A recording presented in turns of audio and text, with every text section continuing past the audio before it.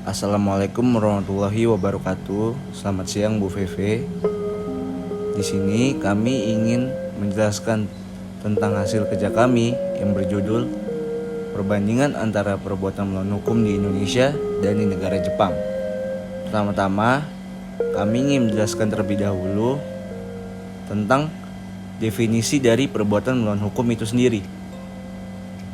Pengertian perbuatan melawan hukum dapat dilihat dari pasal 1365 KUH Perdata yang menyebutkan tiap perbuatan melawan hukum yang membawa kerugian kepada seorang lain mewajibkan orang yang karena salahnya menerbitkan kerugian itu mengganti kerugian tersebut.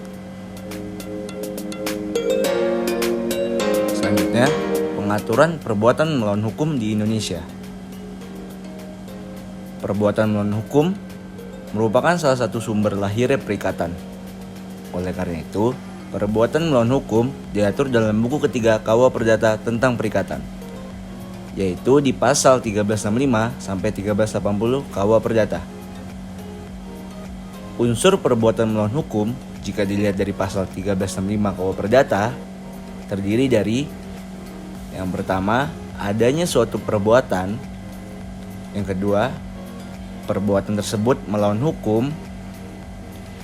Yang ketiga, adanya kesalahan dari pihak pelaku.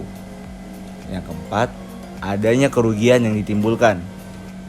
Yang kelima, adanya hubungan kausal antara perbuatan dengan kerugian. Selanjutnya adalah perbuatan tanggung-menanggung. Perbuatan tanggung-menanggung diatur dalam pasal 1278 sampai 1295 KUH Perdata. Dalam rumusan pasal tersebut, adanya tanggung jawab secara tanggung renteng harus dinyatakan secara tegas dalam perikatan, baik yang lahir karena perjanjian maupun karena undang-undang. Dalam hal ini, perbuatan melawan hukum adalah perikatan yang lahir dari undang-undang yang ditegaskan oleh hakim dalam putusannya. Dengan demikian, walaupun tidak diatur secara tegas dalam KUH Perdata, namun hakim dengan kewenangannya dapat menegaskan mengenai tanggung jawab secara tanggung renteng apabila memang terdapat peristiwa yang mengharuskan untuk itu. Selanjutnya, kita akan masuk ke dalam perbandingan perbuatan melawan hukum di Indonesia dan di Jepang. Di Jepang sendiri, perbuatan melawan hukum diatur dalam Japanese Civil Code pasal 709 sampai pasal 724 dari bagian ketiga Japanese Civil Code. Terdapat dua prinsip dasar dalam Japanese Tort Law. Yang pertama, Default Liability Principle. Prinsip ini mengatakan bahwa setiap orang yang tidak dapat dibuktikan bahwa ia bersalah, maka tidak dapat dituntut berdasarkan hukum mengenai perbuatan melawan hukum. Prinsip yang kedua adalah Self-Responsibility Principle. Prinsip ini mengatakan bahwa tidak seorang pun dapat dimintai pertanggungjawaban atas kesalahan atau perbuatan orang lain.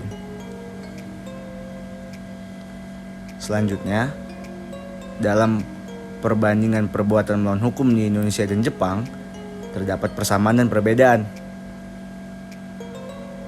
Persamaannya, dalam pengaturan perbuatan melawan hukum di Indonesia dan di Jepang, yaitu mengatur tanggung jawab yang berdasarkan kesalahan dan tidak mengatur secara tegas mengenai pertanggungjawaban tanpa kesalahan.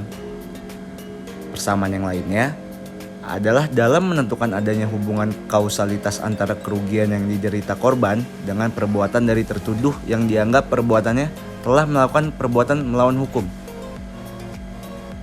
Berkaitan dengan kausalitas tersebut, maka ada dua ajaran yang menjadi pedoman. Yang pertama, teori conditio sine qua non. Yang inti dari ajaran ini adalah tiap-tiap masalah yang merupakan syarat untuk timbulnya suatu akibat adalah sebab dari akibat. Yang kedua adalah teori adequate veroszaking. Teori ini mengajarkan bahwa perbuatan yang harus dianggap sebagai sebab dari akibat yang timbul adalah perbuatan yang seimbang dengan akibat. Dasar untuk menentukan perbuatan yang seimbang adalah perhitungan yang layak, yaitu menurut akal sehat, patut dapat diduga bahwa perbuatan tersebut menimbulkan akibat tertentu. Selain terdapat persamaan, juga terdapat perbedaan dalam perbuatan melawan hukum di Indonesia dan di Jepang. Perbedaan tersebut antara lain pengaturan perbuatan melawan hukum di Jepang telah mengalami beberapa kali amandemen atau revisi, sehingga dapat dikatakan isi dari ketentuan-ketentuannya terus berkembang seiring dengan perkembangan zaman. Sedangkan KUH Perdata di Indonesia merupakan penyesuaian dari KUH Perdata Belanda yang telah diberlakukan sejak tahun 1920-an dan hingga sampai saat ini belum pernah direvisi. Oleh karena itu, banyak ketentuan-ketentuan dari KUH Perdata di Indonesia, khususnya berkaitan dengan perbuatan melawan hukum mengandalkan jurisprudensi dan teori serta peraturan perundang-undangan di luar KUH Perdata.